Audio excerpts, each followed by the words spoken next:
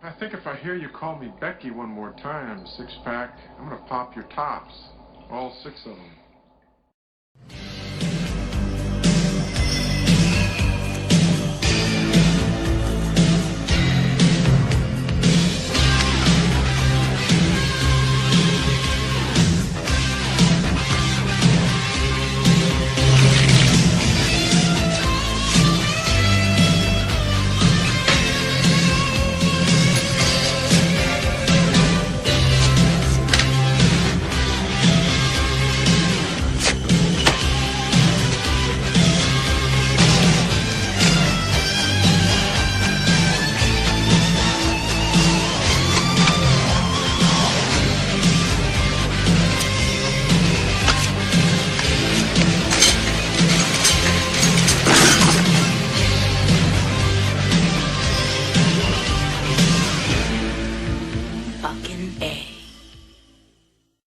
Hey, this is Matt once again. Welcome back to another review. This is a PayPal request for John the Flawed One. He sent in a couple requests.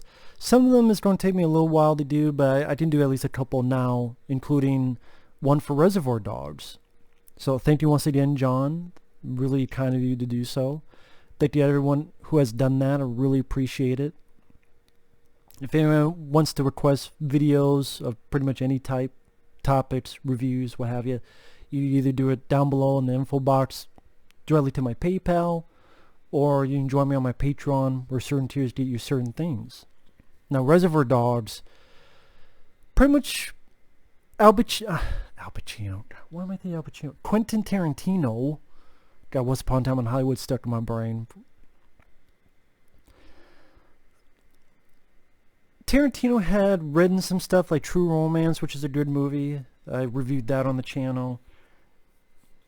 This was his first time in the director's chair, and did a pretty good job. I mean, yeah, these characters are not likable, but like I said before, if you're not going to make them likable, give them some personality, have some really good dialogue in there, get a capable cast, and that's what Tarantino did. I mean, you got people like Harvey Keitel, you got Michael Madsen, Steve Buscemi, Chris Penn, Steven Wright as the voice of the DJ, Tim Roth. I mean, you get a great cast in this. And the story, they're given names like Mr. Pink, Mr. Blonde, Mr. White. They're supposed to do this robbery. Interesting choice that we never see the robbery itself. We just see the before and then the aftermath as it plays around with the timeline. But even when doing that, it never got confusing. And pretty much the fallout of this robbery and then what led up to it. Thought it was an interesting choice. You have some good soundtracks, moments in this. For example, for the opening credits, well, not really opening, but after a couple sequences where they all walked in slow motion with the outfits, the little green bag. Definitely a moment people remember to this day. And right from the beginning, it showcases how Tarantino was able to handle dialogue fairly well when they're all talking about Madonna and the song Like a Virgin. And then Tarantino is one of the characters explaining what it really means. It's about reminding the foot machine of how it was like. And just interesting conversations that I kind of want to be a part of. And you throw some lines of dialogue that are pretty memorable. You shoot me in a dream, you better wake up and apologize. Or they go into the old conversation how Steve Buscemi doesn't tip and the other people getting pissed off about it.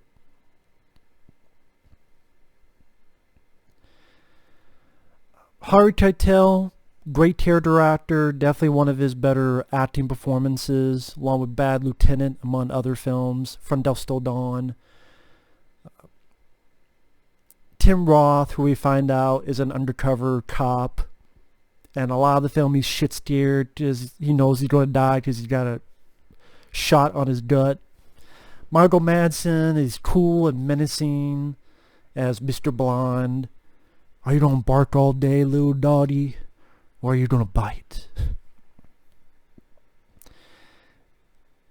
And yeah, he does a good enough job where, yeah, it plays around the timeline where it goes back and forth between what's happening now and how each of these tiers were introduced and brought into this whole thing. Like Tim Roth being prepared, getting prepared to go undercover and act like a crook. Michael Madsen, he had done time because he did not talk.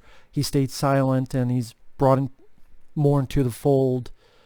How these people were introduced to Lawrence Tierney, which I know many horror stories of him trying to work with directors, and he never listened to people, and was apparently very horrible to work with from everybody.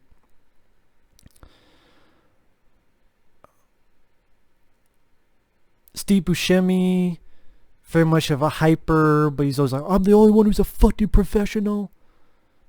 But he's the one that I guess makes it out. I mean, you kind of hear that maybe he got shot outside or he got arrested outside, but at the same time it's kind of up in the air as to what happened to him. So, you know, Mr. Pink might have been the only one that survived. I don't know. I like the way Tarantino... It's a nice introduction. Well, you just say true romances, but directing wise, how he could utilize the dialogue. If they hadn't done what I told them not to do, they'd still be alive. At times it'd be violent, but at the same time, it's not as violent as critics make it out to be. They always make it, so viciously violent. When he cuts the ear off, you don't see it. You have the build-up, stuck in the middle with you. He's walking.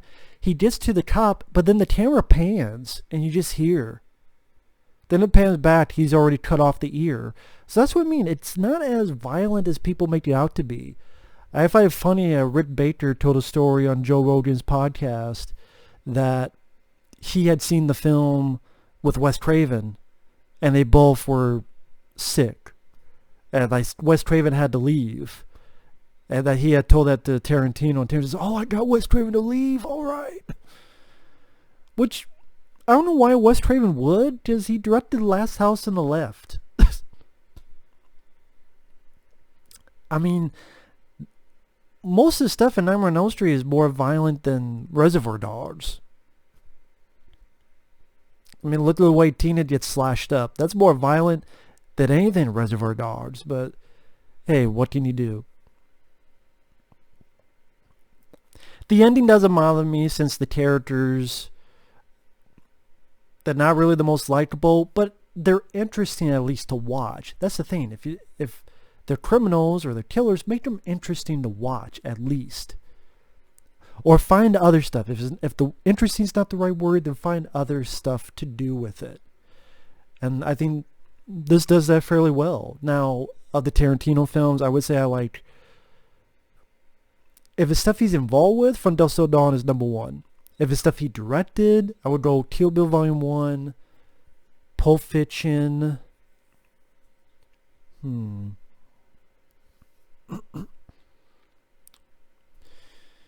has a lot. Kill Bill Volume 1, Pulp Fiction. Maybe Once Upon a Time in Hollywood, because I really liked that. Then maybe Kill Bill Volume 2.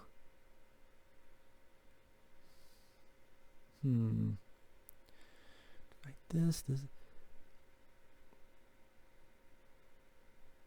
Let's see. Kill Bill Volume 1, Pulp Fiction, Once Upon a Time in Hollywood, Kill Bill Volume 2. I guess I would go with this movie, then Death Proof, Jackie Brown, Django Unchained. I'm not a fan of Inglourious Bastards, and The Hateful Eight would be at the bottom of the list. So I can't remember that ranking again, so don't quiz me on it. Or you can, whatever. But yeah, the actors do their jobs well. The dialogue, Chris Penn, may rest in peace. Good actor. Very underrated actor, because a lot of people talk about Sean Penn, but Chris Penn doesn't talk about as much, but he was a good character actor. He does a solid job here as the son of Lawrence Tierney's character. And he has a friendship with Michael Madsen's character. And a lot of the little dialogue interactions are entertaining. The soundtrack fits the movie well. It has a good attitude and tone to it. That this Pulp Fiction, when they came out, a lot of people tried to copy it. A lot were more unsuccessful than others. Oh, maybe I should. From what I understand, Quentin Tarantino had worked at a video store before all this, and then he would write scripts, and then one thing led to another. And I remember one time they were trying to get him to do a Halloween 6. At one time they were trying to do. I guess it's kind of similar to when they were trying to get Peter Jackson to do Nightmare on Elm Street Part 6. But they had different ideas and way different scripts. Let's see. I would like to have seen Tarantino be in the film a bit more, because I don't think Tarantino's that bad of an actor. Whether it be in From Dusk Till Dawn or even his acting in Planet Terror. Yeah, I don't think he's a bad actor at all. He worked at Video Archives, a video store in Manhattan Beach, California, planning to shoot the film with his friends on a $30,000 budget. Producer Lawrence Bender was going to work on it. They gave the script to his acting teacher, and the wife gave the script to Harvey Keitel. Keitel liked it enough to sign as a co-producer, and then they got $1.5 million.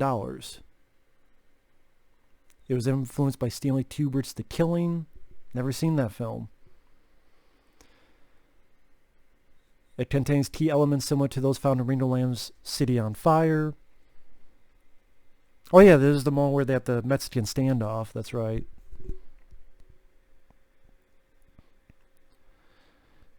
But yeah, I'm pretty much just reading stuff on Wikipedia. You guys to read that if you want. I'd just be copying and pasting Wikipedia. But yeah, overall, I liked the movie. It's not an action film. It's not a spectacle film. It didn't have the budget compared to Pulp Fiction, Kill Bill, which is what. So with those budgets, he was able to do more, show more, be bigger, be maybe more stylistic in his visuals. But this was a good start. And to me, it got better. And then with Hateful Eight, in my opinion, got worse.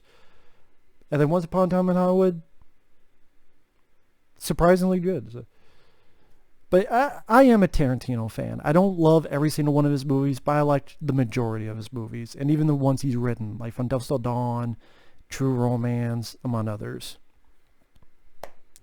But hey, what more can I say about Reservoir Dogs that hasn't been said? With that, good movie on its own for the cast and the dialogue. Thanks for watching. Take care. And we'll see you guys. Bye-bye.